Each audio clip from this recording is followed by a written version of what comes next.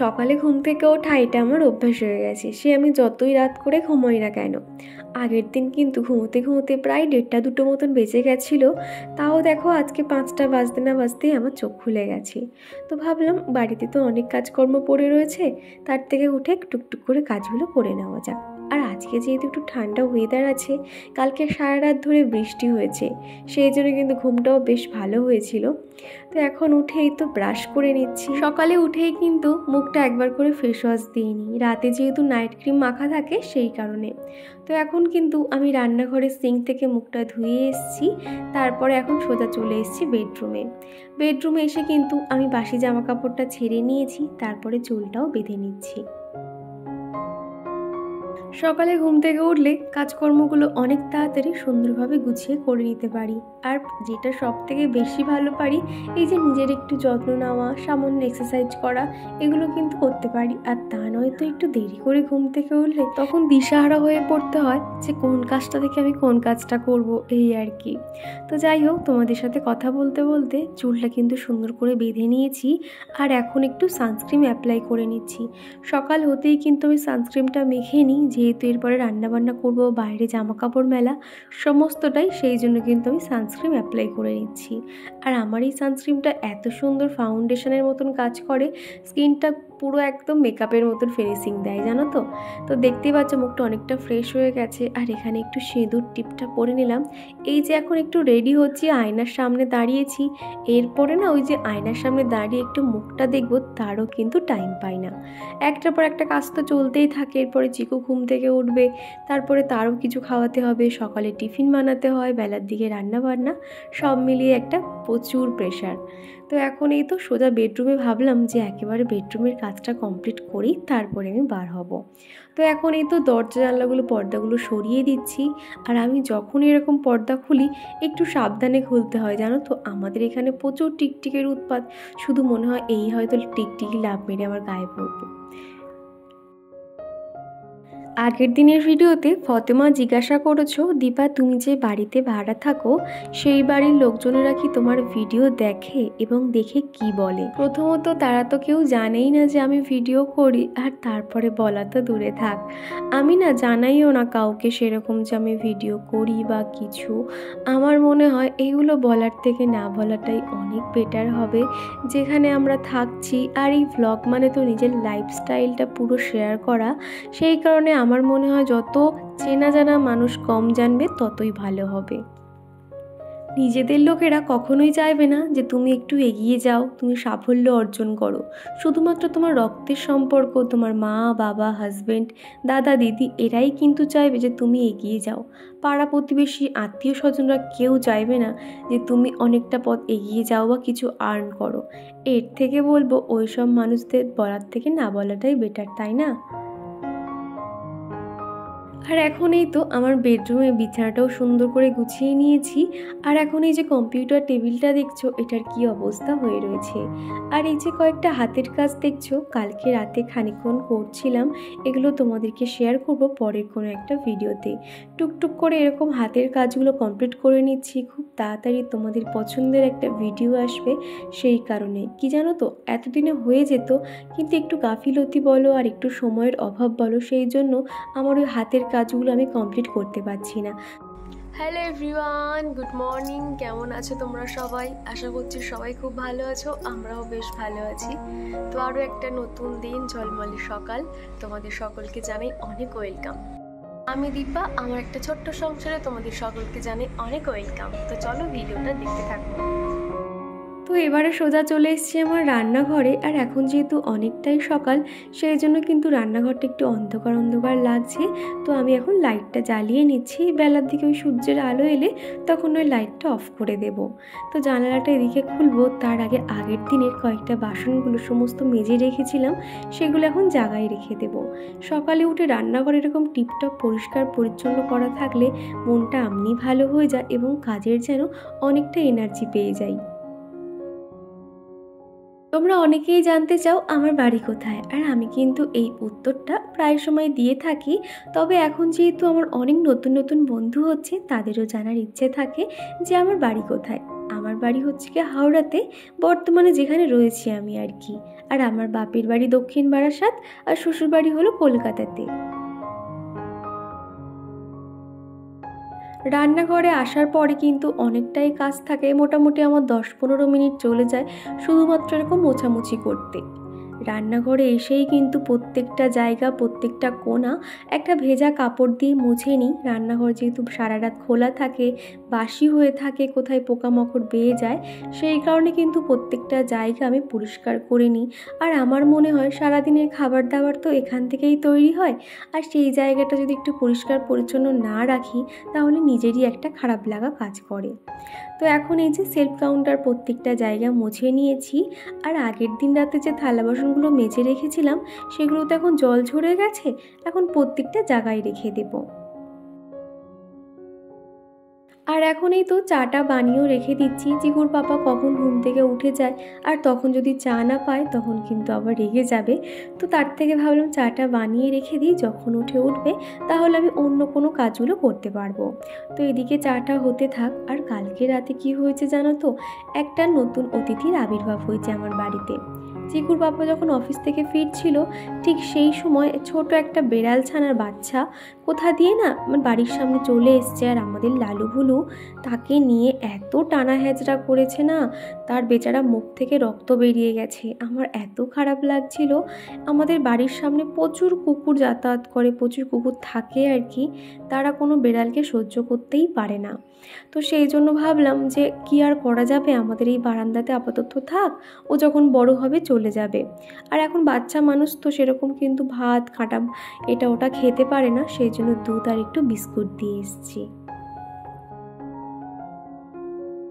আর ওদিকে যে আমি দুধটা দিয়ে আসতে গেছি, আর এদিকে দেখছি কি চাটা উতলে উঠে পড়ে গেছে, আমার গ্যাস কাউন্টারটা নোংরা হয়ে গেছে।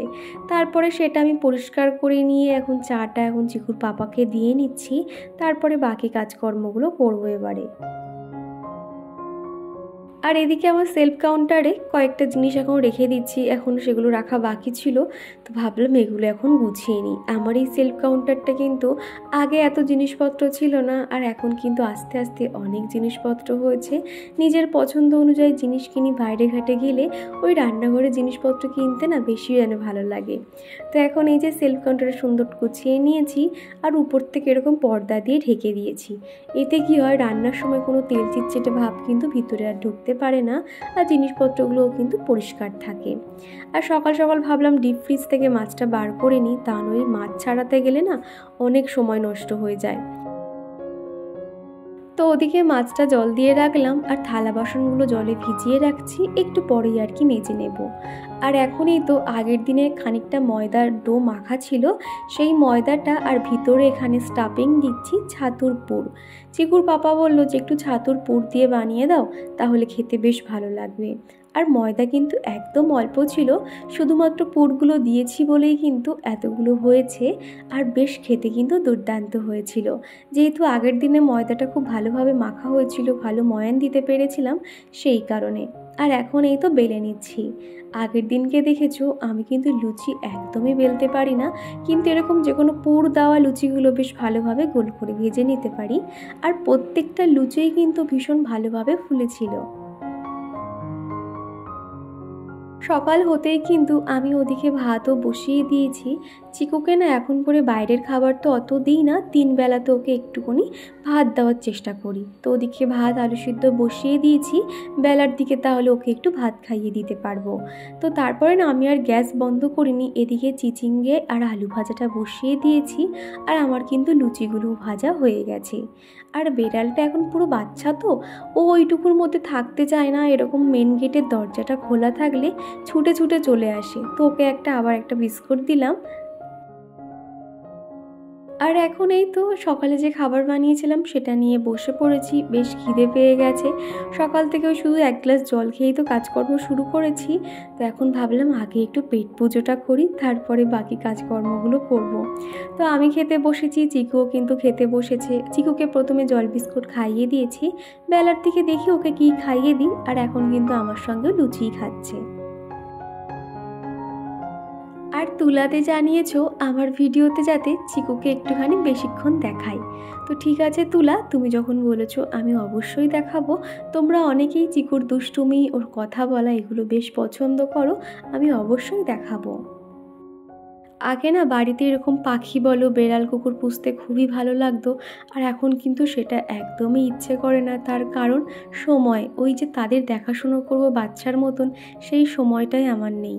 আর বাড়িতে যেহেতু ছোট একটা বাচ্চা আছে চিকু, সেই জন্য না আমি দরজা খুব একটা খোলাও রাখি না। বেড়ালের এঁঠো কোথায় চিকু মারিয়ে দেবে বা কিছু, কোনো রকম চিকুর দিকে যাতে কোনো প্রবলেম হতে পারে, সেই জন্য না বেড়ালটাকে আমার খুব একটা পছন্দ হচ্ছে না।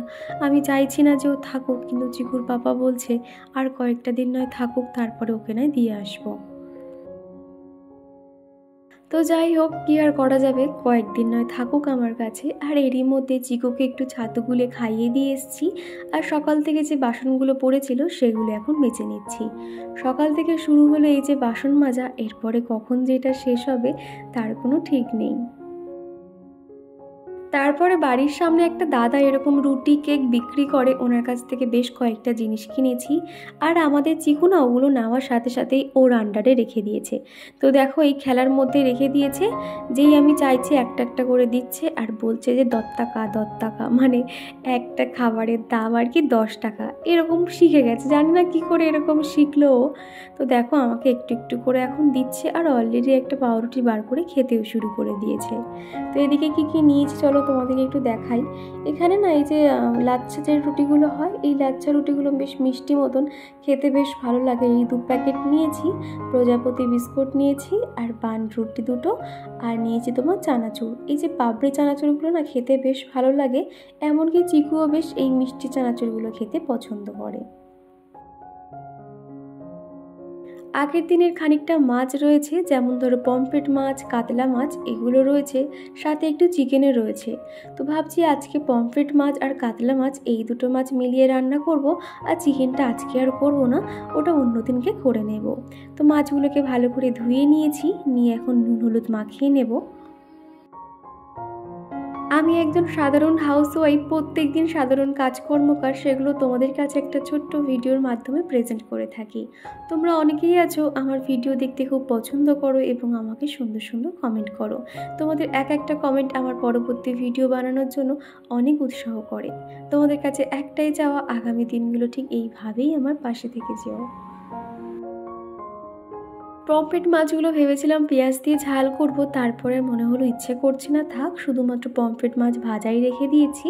আর এদিকে রান্না করব আলু পেঁপে দিয়ে মাছের ঝোল, আর চিচিঙ্গে ভাজা তো হয়েই গেছে তোমরা দেখলে। এখন মাছগুলোকে তুলে নিচ্ছি। আমার এমন অনেক বন্ধুরা আছে যারা আমাকে কমেন্ট করে জানায় যে দিদিভাই তোমার রান্নাগুলো দেখতে খুবই ভালো লাগে, আর তোমার রান্নাগুলো এত লাল হয় কি করে। এটাই তোমরা অনেকে জানতে চাও, যদিও আমি এটার রিপ্লাই তোমাদেরকে দিয়েছিলাম। তো যাই হোক, এদিকে এখন আমি আলু পেঁপে দিয়ে মাছের ঝোলটা বসিয়ে দেবো। কড়াইতে তেল দিয়ে শুকনো লঙ্কা আর একটু জিরে দিয়ে দিয়েছি, তারপরে কিন্তু পেঁপে দিয়ে রান্নাটা করে নেব। আর এইরকম আলু পেঁপে দিয়ে গরম গরম ভাত দিয়ে খেতে এত সুন্দর লাগে না, কি বলবো। যেহেতু এই রান্নাটা চিকুও খাবে, সেই জন্য ঝাল কিন্তু একদমই অল্প দেব। আমি যখন রান্না করি চারধারটা এরকম অগোছালো হয়ে যায়, তো ভাবি যে রান্নার শেষে সেগুলো পরিষ্কার করে নেব। আর কয়েকটা সবজির খোসা ছিল, সেগুলো কিন্তু আমি ফেলে দিলাম, আর এখন টুকটুক করে রান্নাটাও এগিয়ে নিচ্ছি। আর এর ফাঁকে ফাঁকে কিন্তু জলগুলো ভরা কিংবা এদিক ওদিক যেগুলো ছড়িয়ে ছিটিয়ে আছে সেগুলোকে গুছিয়ে নিই। আর আগের দিনের ভিডিওতে আমার যে মিষ্টি মিষ্টি বন্ধুরা আমাকে কমেন্ট করেছিল, তারা হলো সিথি, তারপরে হলো কল্যাণী চক্রবর্তী, লাভলি উডার, রিয়েল ব্লগ হীরা, কৃষ্ণকলি, দেবারতী সরকার দিদিভাই, আশালতা কোলে দিদিভাই, ফতেমা, লিজা পাল, তুলা দে, আজমিরা বেগম, মৌ লাইফস্টাইল, উর্মিকা দিদিভাই, সোনিয়া, এক্সপোজ উইথ রিম্পা, লিলিমা মাইতি, নেহা সাউ, তারপরে কমেন্ট করেছে গৌরী বিশ্বাস। তো এই যে দিদিভাই বোনেরা, তোমাদেরকে জানাতে চাই অসংখ্য ধন্যবাদ এতটা সাপোর্ট করার জন্য। আলু আর পেঁপেটা হালকা ভাজা হয়ে এলে এর মধ্যে হলুদ গুঁড়ো, লঙ্কা, জিরে, ধনে সামান্য করে দিয়েছি। আর এখানে কিন্তু রেড চিলি পাউডার ব্যবহার করছি। আমি কিন্তু লাল লঙ্কা গুঁড়ো ব্যবহার করি। আর এই লঙ্কা গুঁড়োটা কিন্তু খুব ভালো, বাচ্চারা খেলেও কোনো রকম অসুবিধা নেই, সেই জন্য আমি এই লঙ্কা গুঁড়োটা ব্যবহার করি। আর এগুলোতে কিন্তু খুব একটা ঝালও। তো এই যে রান্নাবান্না সম্পূর্ণ কমপ্লিট হয়ে গেছে। আর এত ঘ্যার ঘ্যার করে আওয়াজ হচ্ছে না, পুরো মাথা যেন পুরো ধরে রয়েছে। আরও তো বিশেষ করে রান্নাঘরে, এতক্ষণ যে রান্নাঘরে ছিলাম তো শুধু ঘ্যার ঘ্যার করে আওয়াজ হচ্ছে, অলরেডি তোমরা শুনতে পাচ্ছ। আরও রান্নাঘরে দেখবে মাথা যেন ঝনঝন করছে এই আওয়াজে। বাবা কখন যে থামবে এর কোনো ঠিক ঠিকানা নেই। এই দেখ, শুনতে পাচ্ছ এই রান্নাঘরে কীরকম আওয়াজ হচ্ছে ঘ্যার ঘ্যার করে। কিচ্ছু করার নেই, এগুলোই সহ্য করতে হবে। তো যাই হোক, তোমরা ভিডিওটা দেখতে থাকো। আর আজকে একটু শ্যাম্পু করব, সেই জন্য ভাবলাম মাথায় একটু তেলটা মালিশ করে নিই। আর এখানে কিন্তু আমি তেল মালিশ করছি তোমার নারকেল তেল। আমি কিন্তু সব সময় নারকেল তেল ব্যবহার করে থাকি, আর এটাই আমার চুলে যেন বেশি স্যুট হয়। তো এখন হালকা হাতে প্রত্যেকটা স্ক্যাল্পে কিন্তু আমি এইভাবে ম্যাসাজ করে নিচ্ছি। প্রথমেই কিন্তু চুলটাকে ভালো করে আঁচড়িয়ে নিয়েছি, তারপর এখন তেলটাও লাগিয়ে নিচ্ছি। চিকু কি করছে? ওই বারান্দাতে বেড়ালটা বসে রয়েছে, তাকে শুধু ওই ওয়াইপারটা দিয়ে ভয় দেখাচ্ছে। সেটা থাকে, সে শুধু পালিয়ে যাচ্ছে। সেটাই বলছে ওকে ভয় দিত না, সে তো শুনবে না। ওরকম করতে নেই ভাবি। আর এখন কিন্তু চুলটাকে গুটিয়ে বেঁধে নিচ্ছি। এখন আর চুলটা আঁচড়াবো না, তেল দেওয়ার পরে কিন্তু চুলের গোড়া অনেকটাই আলগা হয়ে যায়, সেই কারণে। তো এখন ক্লিপটা দিয়ে আটকে নিলাম। আর এখন এই তো চিকুকেও ভাতটা খাইয়ে দিচ্ছি। আর এদিকে রয়েছে দেখো চিচিঙ্গে ভাজা, আর এদিকে রয়েছে মাছের ঝোল। তো চলো ওকে খাবারটা খাইয়ে দিই। গৌরী বিশ্বাস জানিয়েছিলে, দিদি আমি মহারাষ্ট্র থেকে তোমার ভিডিও দেখছি, খুবই ভালো লাগলো, এত দূর থেকে মানুষ আমার ভিডিও দেখে। লিলিমা মাইতি জানিয়েছো তোমার কথাগুলো খুব সুন্দর। আসলে তোমাদের মন মানসিকতা অনেকটাই সুন্দর, যার কারণে আমাদের তোমার এত পছন্দ হয়েছে। তো থ্যাংক ইউ তোমাকে। চিকুকে এখন ভাত খাওয়াচ্ছি। আর তোমরা কি একটা জিনিস নোটিস করেছো, আমাদের চিকু কিন্তু এইভাবে বসে। ওর এই বসাটা নিয়ে কিন্তু আমাদের বাড়িতে সবাই অনেক টেনশন করে যে কেন ওইভাবে বসে এরকম ডাবলু মতন হয়ে। আমরা ওকে যতবার বাবু হয়ে বসিয়ে দিই না কেন, 5 থেকে 7 মিনিটের বেশি কিন্তু বসতেই পারে না, এইভাবে বসে কমফর্ট ফিল করে। তো আস্তে আস্তে অভ্যেসটা ছাড়ানোর চেষ্টা করছি, জানি না কবে সেটা ঠিক হবে। আর এখন ওকে খাইয়ে দিয়ে সোজা চলে এসেছি আমি এখন ঘরে। এর মধ্যে কিন্তু শ্যাম্পু করা হয়ে গেছে। তো এই যে শ্যাম্পু করা হয়ে গেছে। তো চিকু এখন পাশের রুমে বসে খেলা করছে, দেখলে তো তখন ওকে খাবার খাইয়ে দিয়েছিলাম। তো এখনও পর্যন্ত ঘুমাইনি, ওই খেলনা নিয়ে এদিক ওদিক করছে। তো ভাবলাম আমি আগে শ্যাম্পুটা দিয়ে নিই, কেননা কয়েকটা জামা কাপড় ভিজিয়েছি, সেগুলো আবার কাচতে হবে। আর দেখবে ওই স্নানের আগে জামা কাপড় কাচলে কি হয়, জামা কাপড় ভিজলেও স্নান করে তখন খুব একটা অসুবিধা হয় না। তো সেই জন্য আর কি, তো ভাবলাম একেবারে থাক, একটু পরেই স্নানটা করব, আগে ওকে ঘুম পাড়িয়ে দিই, তারপরে বাকি কাজকর্ম করব। তো চলো আজকের ভিডিওটা এখানেই শেষ করছি। ভিডিওটা কেমন লাগলো অবশ্যই কমেন্ট করে জানিও। ভিডিওর কোনো অংশ ভালো লেগে গেলে একটা লাইক করে দিও। তো চলো, টাটা।